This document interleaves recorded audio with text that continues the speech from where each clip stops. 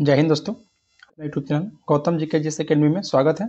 दोस्तों हम इस वीडियो में एडुटेरिया का द्वारा जो बुक निकाला गया है बिहार दरोगा का वैल्यू 1, इसमें दोस्तों टोटल 15 प्रैक्टिस सेट है, जिसमें आज हम लोग प्रैक्टिस सेट नंबर 6 देखने वाले हैं। यदि इससे पहले का टोटल 5 प्रैक्टिस सेट दोस्तों आपको अपलोड कर दिया गया है, वो भी दोस्तों फुल डिस्कशन के साथ, हर एक ऑप्शन में दोस्तों डिस्कशन किया गया है। तो यदि आप नहीं देखे हैं तो हमारा यूट्यूब चैनल पर प्लेलिस्ट बनाकर डाल दिया गया है, वहाँ से भी आप लोग देख सकते हैं। तो टोटल दोस्तों 100 क्वेश्चन रहता है और प्रत्येक क्वेश्चन को हम लोग यहाँ पर देखते हैं, तो इसलिए वीडियो में शुरू से लेकर अंत तक बने रहिएगा। तो चलिए दोस्तों बिना देर के हम लोग क्वेश्चन को स्टार्ट करते हैं। क्वेश्चन नंबर पहला है कि निम्न में किस में पुनः विवाह वर्जित है। तो पुनः विवाह दोस्तों वर्जित बताइए किस में है। तो मनु स्मृति में याद रखिएगा, मनु स्मृति में दोस्तों पुनः विवाह को वर्जित किया गया है। और मनु स्मृति के जो 38वां खंड है ना, उसमें दोस्तों 38वां खंड में उल्लेखित किया गया है कि व्यक्ति जिसका पत्नी की मृत्यु हो गया है वह दोस्तों पुनः विवाह कर सकता है, लेकिन वैसी स्त्री जिसका पति का मृत्यु हो गया है वह दोस्तों पुनः विवाह नहीं कर सकता है। यह मनु स्मृति में है दोस्तों, याद रखिएगा। नेक्स्ट है कि निम्न में किस शासक को वर्ण व्यवस्था का संरक्षक माना गया है। तो वर्ण व्यवस्था का दोस्तों गौतम पुत्र सतकर्णी को, देखिए सातवाहन वंश के शासक हैं गौतम पुत्र सतकर्णी। इनको दोस्तों 4 वर्णों वाली व्यवस्था को पुनः स्थापित करने और उसे संरक्षण दिया गया था, इसलिए दोस्तों वर्ण व्यवस्था का संरक्षक इनको माना जाता है गौतम पुत्र सतकर्णी को। नेक्स्ट है कि दिए गए विकल्प में कौन अष्टांग योग का भाग नहीं है। तो अष्टांग योग का भाग दोस्तों कौन सा नहीं है, तो अनुस्मृति हो जाएगा। अनुस्मृति भाग नहीं है, याद रखिएगा।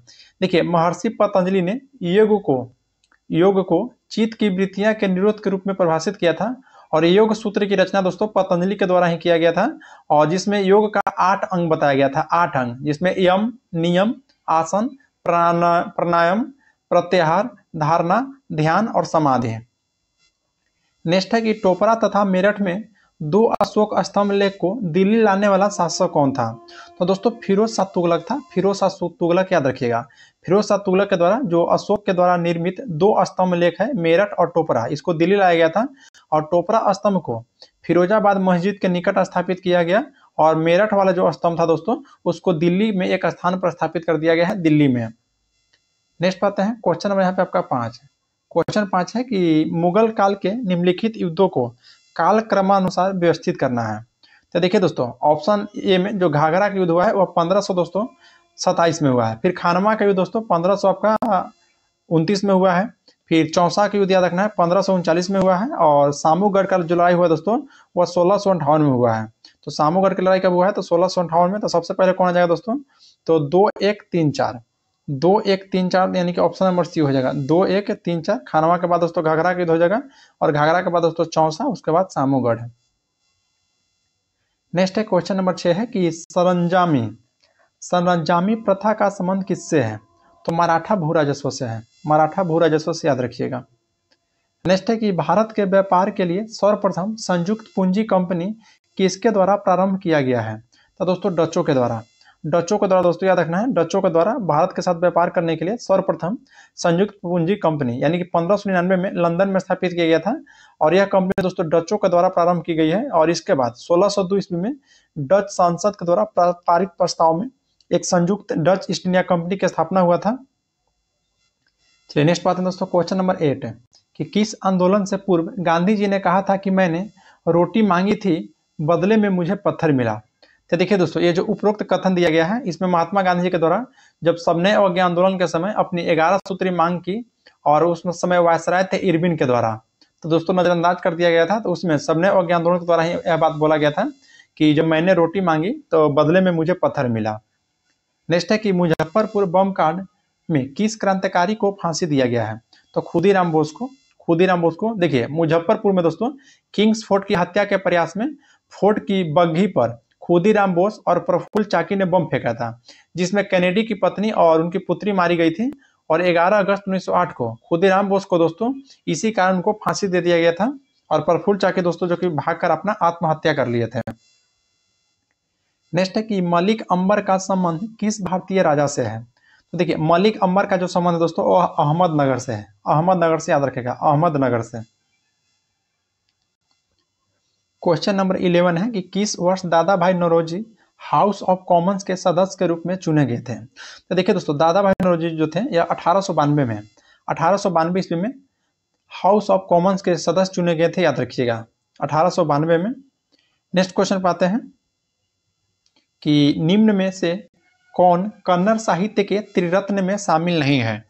तो देखिए दोस्तों, ऑप्शन डी पाइए, कंबन। कंबन जो है शामिल नहीं है। पंप, पोन और रन, यह 10वीं शताब्दी में कन्नड़ साहित्य के त्रिरत्न के रूप में विख्यात था। लेकिन दोस्तों कंबन जो है यह तमिल साहित्य से है, तमिल साहित्य से याद रखिएगा, बल्कि कन्नड़ साहित्य से नहीं, कंबन जो हो जाएगा तमिल साहित्य से। नेक्स्ट बात है कि नेशनल हेराल्ड जो कि अंग्रेजी पत्रिका का संपादन किसने किया था। तो दोस्तों जवाहरलाल नेहरू के द्वारा किया गया था, जवाहरलाल नेहरू के द्वारा, याद रखना, नेशनल हेराल्ड पत्रिका का संपादन।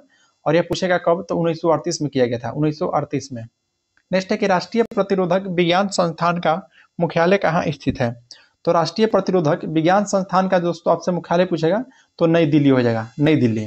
फिर दोस्तों एक और याद रखना है यहाँ से कि केरक सड़क अनुसंधान संस्था, सॉरी केरक नहीं दोस्तों, केंद्रीय हो जाएगा, केंद्रीय सड़क अनुसंधान संस्था नई दिल्ली में है। फिर राष्ट्रीय धातु विज्ञान प्रयोगशाला दोस्तों जो कि जमशेदपुर में है। फिर केंद्रीय तंबाकू अनुसंधान संस्था राजमुंदरी में। और भारतीय कृषि अनुसंधान संस्था वो भी दोस्तों आपका नई दिल्ली में ही है। चलिए नेक्स्ट बात है कि काले बेलिया लोक नृत्य का संबंध किस राज्य से है। तो यह दोस्तों राजस्थान से है, याद रखना है। काले बेलिया राजस्थान का, जो कि सपेरा जनजाति को, ध्यान रखना है, सपेरा जनजाति की स्त्रिया का यह नृत्य है, सपेरा जनजाति का। नेक्स्ट बात है दोस्तों क्वेश्चन नंबर आपका 16। क्वेश्चन 16 है कि पुलित्जर पुरस्कार देने की शुरुआत किस वर्ष किया गया था। तब पुलित्जर जो पुरस्कार दिया गया दोस्तों वर्ष 1917 से याद रखिएगा। और यह पुरस्कार दोस्तों कोलंबिया के विश्वविद्यालय के द्वारा दिया जाता है, कोलंबिया के विश्वविद्यालय के द्वारा। नेक्स्ट है कि आधुनिक कंप्यूटर की खोज सर्वप्रथम किस वर्ष हुआ था। तो आधुनिक कंप्यूटर की खोज दोस्तों सर्वप्रथम 1946 में किया गया था, 1946 में। और कंप्यूटर के क्षेत्र में महान क्रांति दोस्तों 1960 में आया था। और चार्ल्स बेबेज को कंप्यूटर का पिता कहा जाता है। और प्रति वर्ष 2 दिसंबर को, याद रखना है, प्रति वर्ष दोस्तों 2 दिसंबर को कंप्यूटर साक्षरता दिवस के रूप में मनाया जाता है। नेक्स्ट है कि आर्थिक समृद्धि में शामिल किया जा सकता है।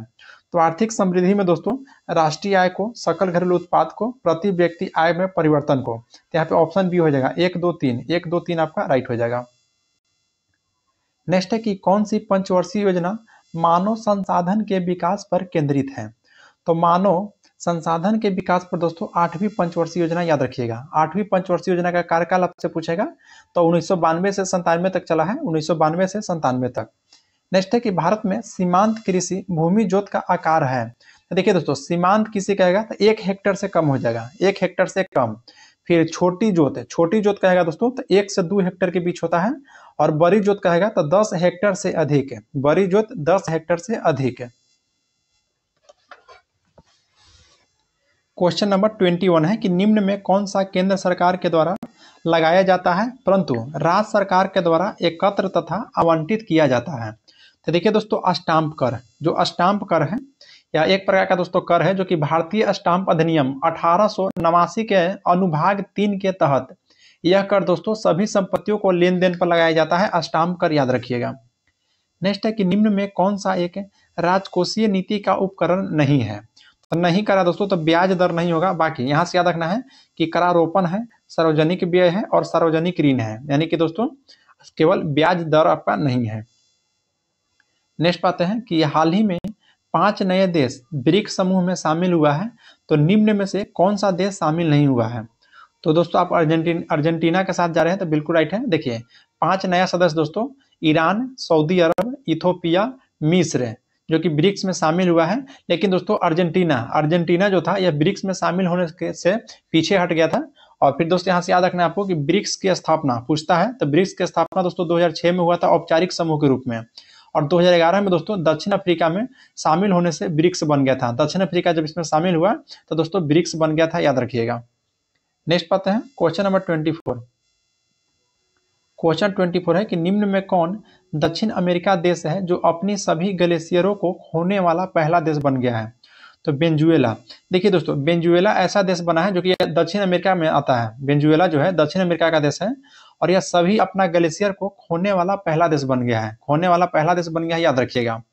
और देखिए दोस्तों वर्ष 2011 तक इसके सभी 5 ग्लेशियर पहले ही समाप्त हो चुके थे। अभी दोस्तों वर्तमान में 6 ग्लेशियर को खो गया है, इसने दोस्तों सभी ग्लेशियर खो चुका है यह। नेक्स्ट है कि अभ्यास पिच ब्लैक 2024।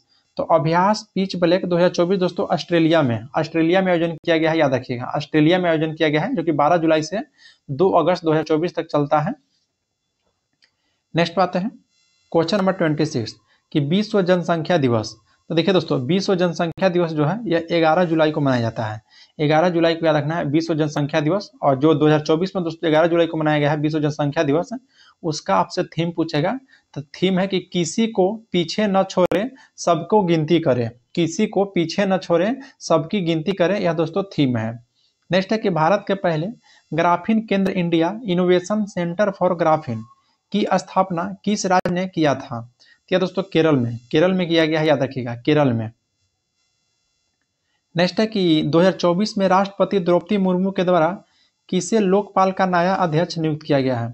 तो लोकपाल का दोस्तों जो नया अध्यक्ष नियुक्त किया गया है अजय मानिकराव खानविलकर को। अजय मानिकराव खानविलकर को याद रखिएगा। नेक्स्ट बात है कि 18वीं भारत वन स्थिति रिपोर्ट 2023 के अनुसार भारत के कितने प्रतिशत क्षेत्र में वन वृक्षावरण है? दोस्तों वन और वृक्षावरण यानी कि दोस्तों 25.17% हो जाएगा। 25.17% याद रखिएगा। और केवल वृक्षावरण का था तो 3.41% हो जाएगा। 3.4 और 1। नेक्स्ट है कि केंद्रीय बजट 2024-25 में बिहार में व्यापक विकास परियोजना हेतु कितने करोड़ रुपए में विशेष पैकेज का प्रावधान किया गया दोस्तों? तो 58,900 करोड़। 58,900 करोड़ याद रखिएगा। नेक्स्ट है कि हाल ही में भारत ने स्वदेशी रूप से डिजाइन और विकसित हल्के टैंक जोरावर का अनावरण किया है, उसे किस संस्थान के द्वारा विकसित किया गया है? तो दोस्तों डीआरडीओ के द्वारा विकसित किया गया है, याद रखिएगा डीआरडीओ के द्वारा विकसित किया गया है।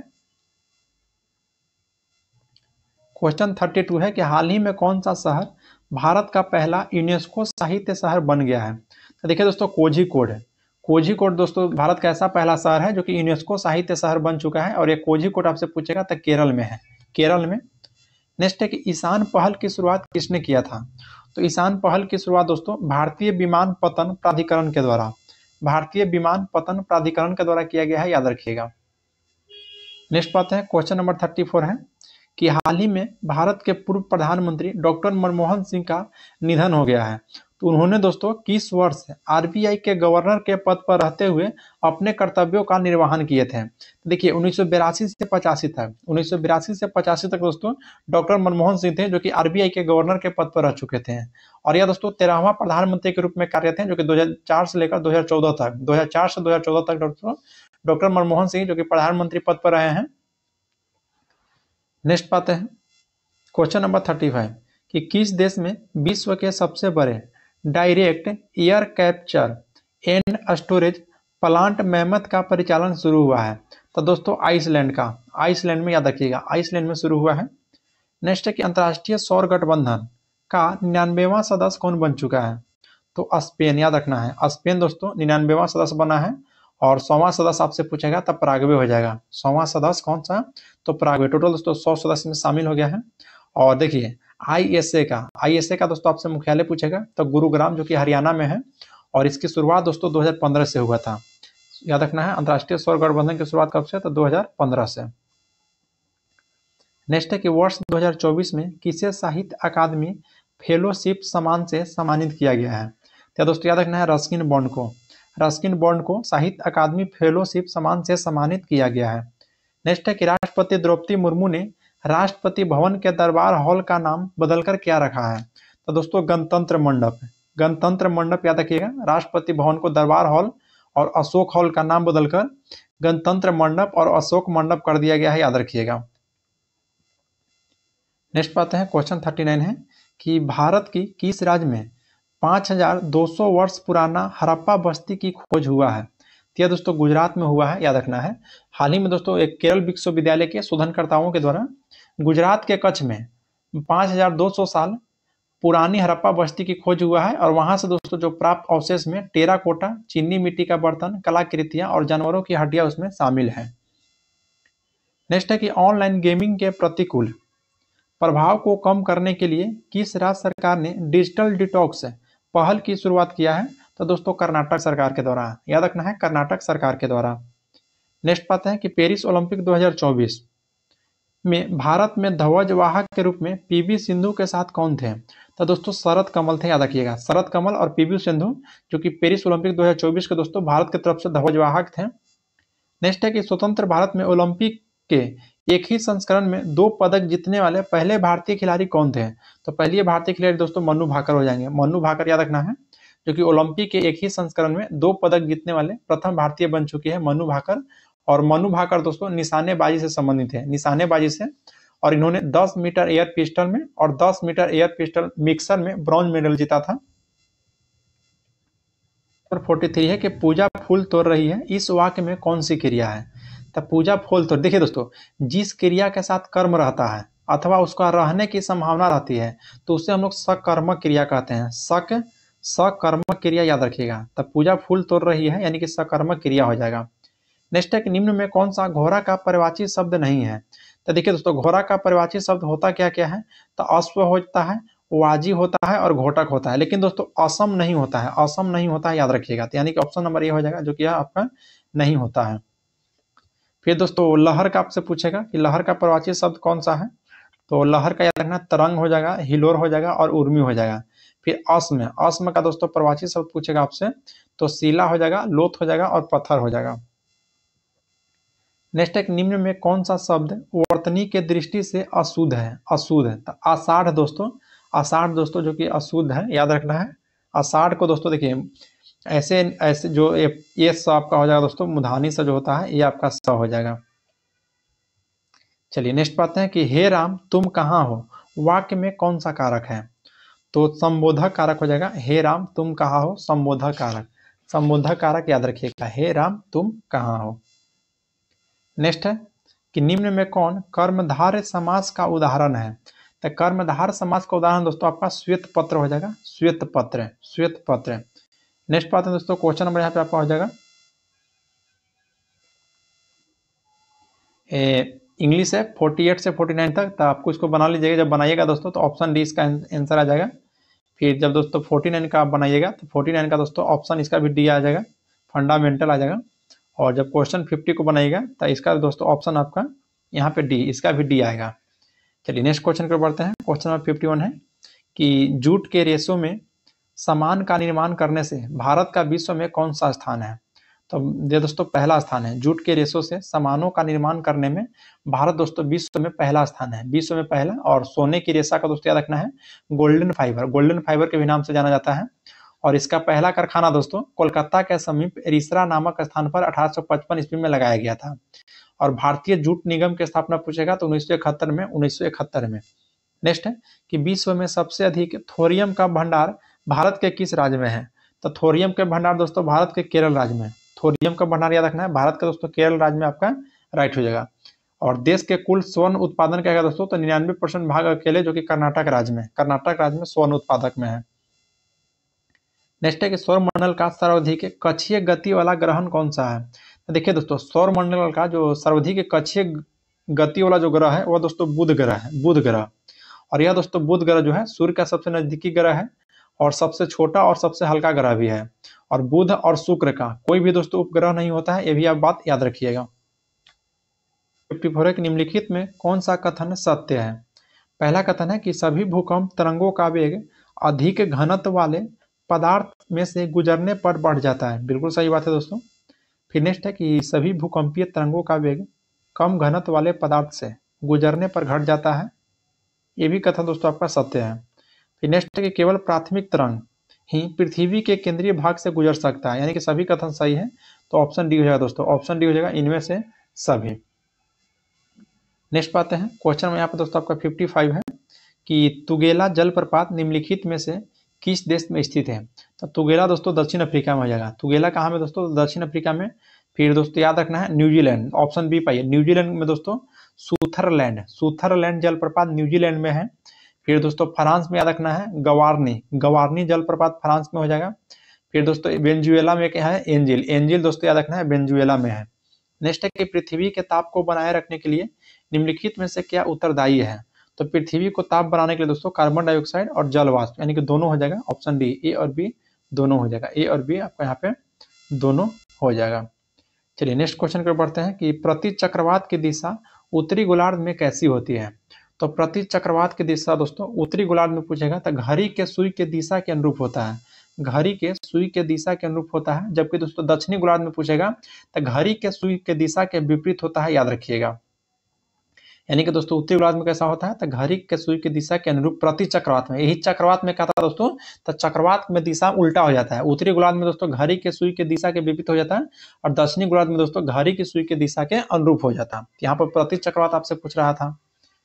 नेक्स्ट पाते हैं क्वेश्चन नंबर 58 कि मध्य एशिया के स्टेपी क्षेत्र के निवासियों के द्वारा पशुओं की खालों से निर्मित अस्थायी मानव आवास को क्या कहा जाता है? तो याद रखना दोस्तों यूर्त, यूर्त कहा जाता है, यानी कि ऑप्शन सी हो जाएगा यूर्त। नेक्स्ट है कि कच्छ के रण अभयारण्य निम्नलिखित में से किस जानवर के लिए प्रसिद्ध है? तो कच्छ का रण जो अभयारण्य दोस्तों याद रखना है जंगली गधा के लिए प्रसिद्ध है, जंगली गधा के लिए प्रसिद्ध है दोस्तों।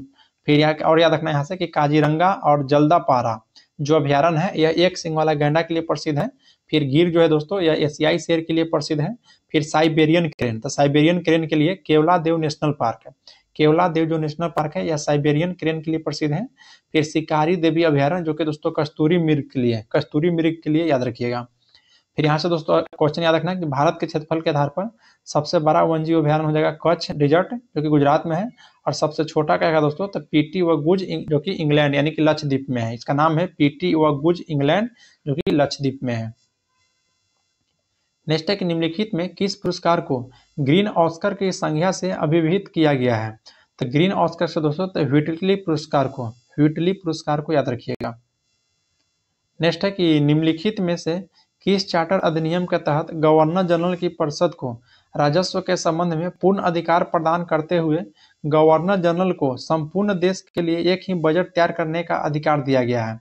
क्या दोस्तों 1833 के चार्टर एक्ट के तहत याद रखिएगा, 1833 के चार्टर एक्ट के तहत। और इसी अधिनियम के तहत दोस्तों 1834 में लॉर्ड मैकाले की अध्यक्षता में प्रथम विधि आयोग का गठन हुआ था। नेक्स्ट पाते हैं हाँ एक 1833 और याद रखना है कि बंगाल के गवर्नर जनरल को, बंगाल के गवर्नर जनरल को भारत का गवर्नर जनरल बना दिया गया था, भारत का गवर्नर जनरल, वो भी 1833 के चार्टर एक्ट के तहत है। क्वेश्चन 62 है कि संविधान सभा के प्रमुख समितियों में प्रक्रिया नियम समिति के अध्यक्ष कौन थे? तो सबसे पहले यहाँ से याद रखना है कि डॉक्टर राजेंद्र प्रसाद थे, डॉक्टर राजेंद्र प्रसाद। और यहाँ से आपको याद रखना है कि संचालन समिति राष्ट्र ध्वज संबंधित तटस्थ समिति, इसके भी दोस्तों डॉक्टर राजेंद्र प्रसाद ही थे अध्यक्ष। फिर देखिए दोस्तों संघीय संविधान समिति और संघ शक्ति समिति, इसके अध्यक्ष थे पंडित जवाहरलाल नेहरू। प्रारूप समिति के दोस्तों तो डॉक्टर भीमराव अम्बेडकर थे। प्रांतीय संविधान समिति मौलिक अधिकार और अल्पसंख्यक एवं जनजातियों तथा बहिष्कृत क्षेत्रों का सलाहकार समिति, तो दोस्तों सरदार वल्लभ भाई पटेल थे। यहाँ से दोस्तों सभी आपको याद रखना है। नेक्स्ट है कि भारतीय संविधान में कितने प्रकार की न्याय, स्वतंत्रता तथा समानता का उल्लेख किया गया है? तो देखिए दोस्तों भारतीय संविधान में 3 प्रकार की न्याय, कितने प्रकार के? तो 3 प्रकार के। कौन कौन सा? तो सामाजिक न्याय, आर्थिक न्याय और राजनीतिक न्याय, सामाजिक, आर्थिक, राजनीतिक। फिर दोस्तों स्वतंत्रता, तो स्वतंत्रता आपका 5 प्रकार के हैं। कौन कौन सा? तो देखिए विचार, अभिव्यक्ति, विश्वास, धर्म, उपासना। फिर दोस्तों कह रहा है समानता, तो समानता हो जाएगा आपका दोस्तों 2 प्रकार के। कौन कौन सा? तो प्रतिष्ठा और अवसर, प्रतिष्ठा और अवसर, यानी कि ऑप्शन हो जाएगा डी 3, 5, 2। नेक्स्ट पाते हैं कि भारतीय संविधान में वित्तीय आपात कानूनों का समान संरक्षण की अवधारणा निम्नलिखित में से किस देश की संविधान से प्रेरित है? तो दोस्तों याद रखना है संयुक्त राज्य अमेरिका से, संयुक्त राज्य अमेरिका से दोस्तों। और संयुक्त राज्य अमेरिका से याद रखना है क्या क्या हम आपको बता रहे हैं। सबसे पहले याद रखना है कि संविधान की प्रस्तावना, फिर दोस्तों मौलिक अधिकार, न्यायिक पूर्वालोकन, न्यायपालिका की सर्वोच्चता, संविधान की सर्वोच्चता, राष्ट्रपति पर महाभियोग, उच्चतम एवं उच्च न्यायालय यानी कि दोस्तों सुप्रीम कोर्ट और हाई कोर्ट न्यायाधीशों की हटाने की विधि, वित्तीय आपात कानून का समान संरक्षण की अवधारणा, ये सभी दोस्तों आपको संयुक्त राज्य अमेरिका से ग्रहण किया गया है, याद रखिएगा। यहाँ पे दोस्तों 8 हम फैक्ट बताए हैं, 8 फैक्ट आपको याद रखना है, सभी इंपॉर्टेंट फैक्ट था। नेक्स्ट है कि संविधान के किस अनुसूची में अनुसूचित क्षेत्र और अनुसूचित जनजाति के प्रशासन और नियंत्रण के बारे में उल्लेख किया गया है? तो दोस्तों 5वीं अनुसूची में याद रखिएगा, 5वीं अनुसूची में अनुसूचित और अनुसूचित जनजाति के लिए दोस्तों प्रशासन के नियंत्रण के बारे में उल्लेख किया गया है। फिर देखिए यहाँ पे चौथी अनुसूची, तो चौथी अनुसूची में दोस्तों राज्यसभा में सीटों का आवंटन किया गया है। छठी अनुसूची में दोस्तों असम, मेघालय, त्रिपुरा और मिजोरम राज्य के जनजातीय को क्षेत्र को प्रशासन के बारे में प्रदान करता है। फिर सातवीं अनुसूची में दोस्तों इसमें केंद्र राज्य के बीच शक्ति का बंटवारा किया गया है, यानी कि समवर्ती सूची, संघ सूची और राज्य सूची के। नेक्स्ट पाते हैं क्वेश्चन 66 कि भारतीय संविधान के किस अनुच्छेद में प्राथमिक स्तर पर मातृभाषा में शिक्षा देने का उल्लेख किया गया है। तो अनुच्छेद 350 के क, अनुच्छेद 350 के क के तहत दोस्तों याद रखना है। फिर दोस्तों हिंदी का प्रोत्साहन देना कहेगा तो अनुच्छेद 351, हिंदी का प्रोत्साहन देना अनुच्छेद 351। अनुच्छेद 21 के क याद रखना है कि राज्य में 6 वर्ष से 14 वर्ष के आयु के बच्चों के लिए निःशुल्क अनिवार्य शिक्षा देने का उल्लेख किया गया है। फिर अनुच्छेद 45 में याद रखना है कि सभी बच्चों को 6 वर्ष की आयु पूरी करने तक प्रारंभिक बाल्यावस्था देखभाल और शिक्षा प्रदान करना। नेक्स्ट है कि सर्वोच्च न्यायालय मुख्य न्यायाधीश सहित कुल न्यायाधीशों की संख्या कितनी है। तो कुल कहेगा दोस्तों तो 34, कुल कहेगा तो 34, क्योंकि देखिए सर्वोच्च न्यायालय में एक मुख्य न्यायाधीश और 33 दोस्तों अन्य न्यायाधीश होते हैं। और यह सर्वोच्च न्यायालय संशोधन विधेयक 2019 के अनुसार हम बताए हैं, तो अभी भी वर्तमान में इतना ही है, 34 है। नेक्स्ट पाते हैं कि विधानसभा के संबंध में निम्नलिखित में से कौन सा कथन सत्य है। इसमें पहला कथन है कि विधानसभा में निर्वाचित होने के लिए न्यूनतम आयु सीमा दोस्तों 25 वर्ष रहना चाहिए विधानसभा के लिए। बिल्कुल सही है दोस्तों। देखिए केंद्र में लोकसभा होता है और राज्य में दोस्तों विधानसभा होता है। और केंद्र में कहेगा तो आपका राज्यसभा, और आपका दोस्तों राज्य में हो जाएगा तो विधान परिषद हो जाएगा। केंद्र में राज्यसभा, राज्य में विधान परिषद। नेक्स्ट है कि साधारणतः विधानसभा अध्यक्ष सदन में मतदान नहीं करता है, किंतु यदि सदन में मत बराबरी में बढ़ जाए तो वह निर्णायक मत देता है। बिल्कुल सही बात है दोस्तों, बिल्कुल सही बात है। नेक्स्ट है कि किसी विधेयक को धन विधेयक माना जाए अथवा नहीं, इसका निर्णय दोस्तों राज्य के मुख्यमंत्री, नहीं दोस्तों गलत है, राज्य के मुख्यमंत्री नहीं, बल्कि दोस्तों वो विधानमंडल के जो उसके अध्यक्ष होते हैं दोस्तों वो करते हैं। यानी कि ऑप्शन ए हो जाएगा 1 और 2 आपका सत्य है, क्योंकि सत्य ही पूछ रहा था। नेक्स्ट है कि अंतरराज्यीय परिषद की प्रथम बैठक निम्नलिखित में से किस प्रधानमंत्री की अध्यक्षता में किया गया था। तो देखिए दोस्तों अंतरराज्यीय परिषद का जो प्रथम बैठक हुआ था दोस्तों, या उस समय प्रधानमंत्री आप कहते हैं विश्वनाथ प्रताप सिंह, विश्वनाथ प्रताप सिंह। और प्रथम बैठक कब हुआ था बताइए। तो 10 अक्टूबर 1990 को, 10 अक्टूबर 1990 को हुआ था। विश्वनाथ प्रताप सिंह, जिसको दोस्तों हम लोग वीपी सिंह के नाम से जाना जाता है। और देखिए संविधान के अनुच्छेद 263 के तहत अंतरराज्यीय परिषद की स्थापना किया गया है। और सरकारिया आयोग की अनुशंसा पर, सरकारिया आयोग की अनुशंसा पर यह भी बात याद रखिएगा। और अंतरराज्यीय परिषद का अध्यक्ष प्रधानमंत्री होते हैं। और प्रधानमंत्री की अनुपस्थिति में इसकी अध्यक्षता प्रधानमंत्री के द्वारा नियुक्त कैबिनेट स्तर के मंत्री करते हैं, यह भी बात याद रखिएगा। 20 है कि निम्नलिखित में से किस संविधान संशोधन अधिनियम के द्वारा राष्ट्रीय न्यायिक नियुक्ति आयोग यानी कि दोस्तों एनजीएससी की स्थापना हुआ था। तो दोस्तों 99वां संविधान संशोधन 2014 के तहत, जिसको दोस्तों यह आयोग मतलब इसको दोस्तों 99वां संविधान अधिनियम जो 2014 में हुआ था, या दोस्तों संविधान की 8वीं अनुसूची में उड़िया के स्थान पर उड़िया लिखा जाए, इसके लिए किया गया था। तो इसको दोस्तों देखिए ऐसे 99वां संविधान अधिनियम दोस्तों बहुत लोग से प्रचलित है, तो ये भी यहाँ से आपको बात याद रखना है। तो इसी के देखिए दोस्तों उड़िया वाला तो था 96वां, देखिए उड़िया वाला था दोस्तों 96वां, लेकिन राष्ट्रीय न्यायिक नियुक्ति आयोग को दोस्तों आपको सी सही हो जाएगा, 99वां था है, लेकिन 96वां संविधान संशोधन अधिनियम 2011 का है। तो इसके तहत दोस्तों 8वीं अनुसूची में उड़िया के स्थान पर ओरिया, देखिए उड़िया और ऐसे दोस्तों ओरिया, इसके लिए किया गया था। फिर 100वां संविधान संशोधन दोस्तों 2015 के तहत याद रखना है कि भारत बांग्लादेश भूमि हस्तांतरण किया गया था। नेक्स्ट है कि सौर विकिरण मापक उपकरण को क्या कहा जाता है। तो एंटीनोमीटर, एंटीनोमीटर याद रखिएगा, ऑप्शन ए हो जाएगा एंटीनोमीटर। फिर दोस्तों एटमोमीटर, एटमोमीटर कहेगा तो वाष्पीकरण मापक यंत्र है। फिर एनीमोमीटर दोस्तों वायु का वेग मापी उपकरण है। और लक्स मीटर जो होता है यह प्रकाश की तीव्रता नापने वाला था, प्रकाश की तीव्रता। नेक्स्ट है कि एक तीक्ष्ण वृत्ताकार पथ पर तीव्र गति से जाता हुआ 4 पहिए वाला वाहन के संबंध में निम्नलिखित में कौन सा कथन सत्य नहीं है। कौन सा कथन सत्य नहीं है दोस्तों। तो पहिया बाहरी पर उल्टेगा, नहीं दोस्तों बाहरी नहीं अंदर की ओर, यानी कि दोस्तों पहला आपका भी गलत है। दूसरा के अंदर की तरफ फिसलेगा, बिल्कुल सही बात है। अंदर के पहियों पर उल्टेगा, ये भी सही है। बाहर की तरफ फिसलेगा, नहीं दोस्तों बाहर की तरफ तो फिसलेगा ही नहीं, यानी कि 1 और 4, 1 और 4 यहाँ पर दोस्तों गलत हो जाएगा। 1 और 4 देखिए ऑप्शन 1 में दोस्तों क्या कह रहा है, नहीं है, अच्छा नहीं कर रहा था, एक है अंदर की, अच्छा अंदर की तरफ फिसलेगा नहीं, देखिए दोस्तों ये भी गलत है। अंदर की तरफ फिसलेगा बल्कि बाहर की तरफ फिसलेगा, तो बाहर की तरफ, अंदर की तरफ नहीं, यानी कि दोस्तों एक और दो हो जाएगा, ऑप्शन ए हो जाएगा, एक और दो हो जाएगा यहाँ पे। नेक्स्ट है कि प्रकाश के रंग का निर्धारण निम्नलिखित में से किस में होता है। देखिए दोस्तों तरंगधर्ष से होता है, प्रकाश का जो रंग का निर्धारण किया जाता है वो दोस्तों तरंगधर्ष से, तरंगधर्ष याद रखिएगा। और भिन्न भिन्न रंग के प्रकाश का तरंगधर्ष भिन्न भिन्न होता है। लाल रंग का तरंगधर्ष सबसे अधिक होता है और बैगनी रंग का सबसे कम होता है, ये भी याद रखिएगा। नेक्स्ट है कि जब हवा का तापमान बढ़ता है तो जल वाष्प ग्रहण करने की क्षमता पर क्या प्रभाव पड़ता है। तो ये भी दोस्तों बढ़ता है, ये भी बढ़ता है। जब हवा का तापमान दोस्तों बढ़ेगा तो जल वाष्प ग्रहण करने की क्षमता पर ही बढ़ेगा, याद रखिएगा। नेक्स्ट है क्वेश्चन 75 कि किसी विद्यालय में दो बल्ब लगे हैं, उनमें से एक दूसरे से अधिक प्रकाश देता है, तो इस संबंध में निम्नलिखित में से कौन सा कथन सत्य है। तो देखिए दोस्तों ऑप्शन बी पाइए कि कम प्रकाश वाले बल्ब में रेजिस्टेंस अधिक होगा, यही दोस्तों आपका सही है। नेक्स्ट पाते हैं कि अति लघु रेडियो तरंग की आविष्कार में निम्न में से किस वैज्ञानिक को योगदान में सबसे महत्वपूर्ण रहा है। तो जगदीश चंद्र बोस का दोस्तों, जगदीश चंद्र बोस याद रखना है, अति लघु रेडियो तरंग के आविष्कार के रूप में जाने जाते हैं। फिर दोस्तों एस चंद्रशेखर कहेगा, तो याद रखना कि तारों की संरचना तथा विकास किए थे, जिसको चंद्रशेखर सीमा कहा गया था। फिर नील्स बोर की बात किया दोस्तों, तो हाइड्रोजन परमाणु का क्वांटम सिद्धांत दिए थे, हाइड्रोजन परमाणु का क्वांटम सिद्धांत नील्स बोर दिए थे।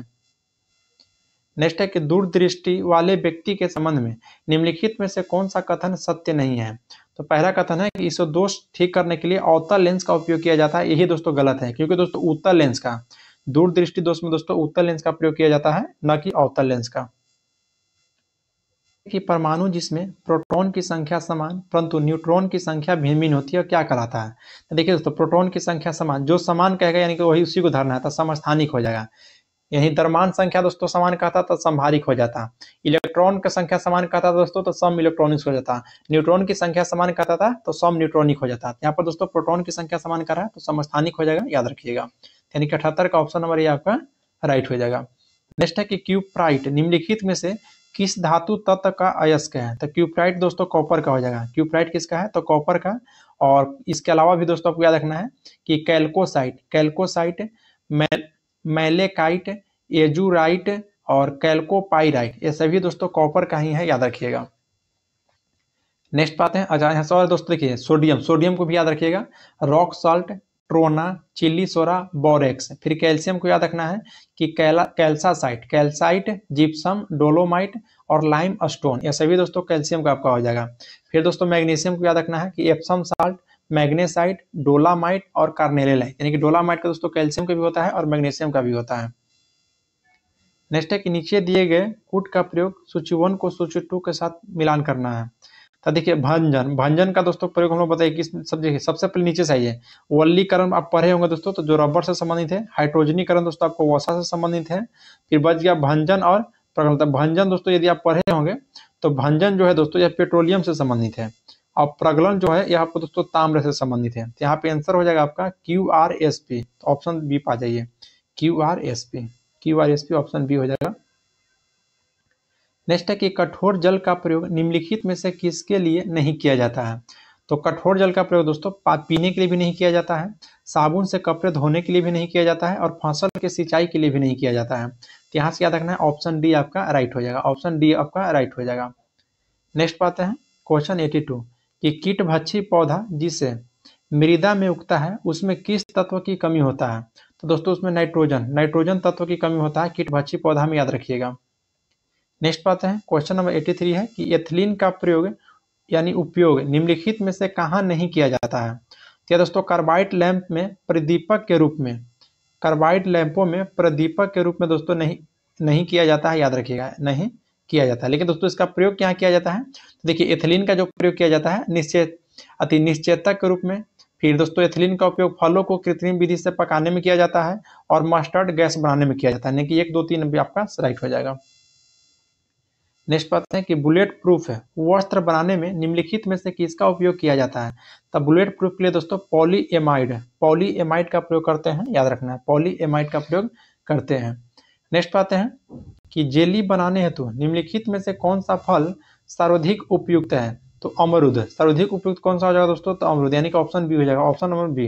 कि निम्नलिखित में कौन सा कथन सही नहीं है। तो कौन सा कथन सही नहीं है, तो दोस्तों तो ऑप्शन डी पाइए कि सभी इकाइनोडर्मिनेटा सजीव प्रजक होते हैं। इकाइनोडर्म के दोस्तों जो सजीव होते हैं प्रजक होते हैं, यही दोस्तों कथन आपका गलत है। बाकी सभी कथन आपका सही है कि गोल कृमि में कोई परिसंचरण तंत्र नहीं होता है, बिल्कुल सही बात है दोस्तों। और अस्थिल मछलियों में वताशय आमतौर पर विद्यमान होता है, ये भी सही है। और उपास्थि सम मछली में निषेचन आंतरिक होता है, ये भी सही है। नेक्स्ट है कि सांप के जहरीले 20 दंत होते हैं जो रूपांतरित रहता है दोस्तों तो जभिका दंत में। देखिए सांप के जो जहरीला यानी कि 20 दंत कौन होता है, तो जभिका दंत होता है, याद रखिएगा जभिका दंत, जभिका दंत। विषैले सांप में दोस्तों उभरी जबड़ों को मैक्सिली हड्डी के 1 से 3 जोड़ी बड़े और पीछे की ओर मूल विषुदंत तालु से मुख्य ग्रासन गुहिका में उभरे हुए रहते हैं। चलिए नेक्स्ट बात है, दोनों को आपको बता दिए दोस्तों। फिर नेक्स्ट है क्वेश्चन नंबर 88 कि प्रोटीन संश्लेषक में निम्नलिखित में से किस कोशिकांग की भूमिका सबसे अधिक महत्वपूर्ण है। राइबोसोम और इंडोप्लाज्मिक रेटिकुलम, यानी कि ऑप्शन ये हो जाएगा अंतर्द्रव्य जालिका और राइबोसोम हो जाएगा। नेक्स्ट पाते हैं क्वेश्चन नंबर दोस्तों यहाँ पे आपका 89। क्वेश्चन 89 है कि निम्नलिखित में से किस फसल में नील हरित शैवाल मुख्यतः जैव उर्वरक के रूप में प्रयोग होता है। तो दोस्तों धान की खेती में, धान की खेती में याद रखिएगा, धान की खेती में। नेक्स्ट पाते हैं क्वेश्चन नंबर 90 दोस्तों कि दांतों पर जमी परतों निम्नलिखित में से किसकी बनी होती है। तो यह दोस्तों याद रखना है कि भोजन के कण, थूक, मुख अम्ल और बैक्टीरिया से, भोजन के कण, थूक, मुख अम्ल और बैक्टीरिया से। नेक्स्ट है कि सामान्य मानव के संदर्भ में निम्नलिखित कथन पर विचार करना है। पहला कथन है कि हाइड्रोक्लोरिक की मौजूदगी की अनुक्रिया के रूप में ग्रहणी को सेक्रेटिन उत्पन्न होती है। तो दोस्तों याद रखना है ये जो पहला कथन है बिल्कुल राइट है। फिर है दोस्तों कि वक्षीय अम्ल की मौजूदगी की अनुक्रिया के रूप में क्षुद्रांत्र से एंटोरोगेस्ट्रॉन उत्पन्न होता है, यानी कि दोनों कथन सत्य है, तो ऑप्शन सी हो जाएगा, दोनों कथन सत्य है। नेक्स्ट है कि मानव शरीर में तंत्रिका तंत्र की गड़बड़ियां निम्नलिखित में से किस विटामिन की कमी से होता है। तो तंत्रिका तंत्र के दोस्तों जो कमियां होता है वह विटामिन B12 होगा दोस्तों, B12, विटामिन B12 की कमी से होता है। देखिए विटामिन B12 की कमी से दोस्तों मानव शरीर के तंत्रिका तंत्र में गड़बड़ियां। फिर रक्त क्षीणता भी कहेगा तो B12 हो जाएगा। फिर विटामिन B12 का स्रोत कहेगा दोस्तों तो मांस है, मछली है, अंडा है, दूध है, ये सभी दोस्तों याद रखना है। फिर विटामिन B5 की कमी से दोस्तों याद रखना है कि चर्म रोग होता है, बुद्धि कम होता है, बाल सफेद होता है। फिर विटामिन B6 की कमी से पेशियों में ऐंठन होता है, चर्म रोग होता है। नेक्स्ट है कि निम्नलिखित में से कौन सा लक्षण हृदय घात यानी कि दोस्तों हार्ट अटैक से संबंधित है।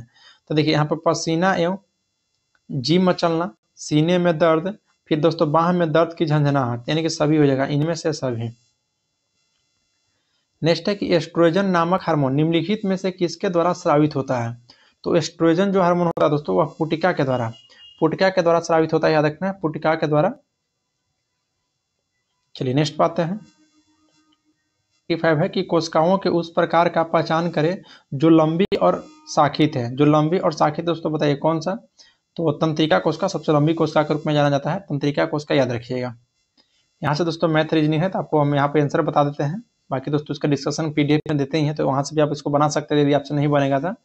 96 का दोस्तों ऑप्शन बी हो जाएगा, 97 का ऑप्शन ए हो जाएगा। फिर दोस्तों जब क्वेश्चन 98 बनाइएगा तो 98 का दोस्तों मिश्रण से संबंधित है, तो ऑप्शन बी हो जाएगा 4 लीटर। फिर 99 की बात की जाए दोस्तों तो जब 99 बताइएगा तो ऑप्शन यहाँ पे आपका आ जाएगा डी, 25/48 आ जाएगा। और जब क्वेश्चन 100 बनाइएगा दोस्तों तो ये ऑप्शन आ जाएगा 240, यानी कि option number C, option C. यहाँ पे दोस्तों सेट नंबर 6 समाप्त हो चुका है और फुल डिस्कशन के साथ समाप्त हुआ है। यदि आप लोग को वीडियो अच्छा लगा होगा तो लाइक जरूर कीजिएगा। और दोस्तों आप हमारा यूट्यूब चैनल पर पहली बार आए हैं तो चैनल को सब्सक्राइब कर लीजिए और बेल आइकन को प्रेस कर लीजिए। फिर दोस्तों आज के लिए फिर इतना ही, मिलते हैं आपसे नेक्स्ट वीडियो में। जय हिंद दोस्तों।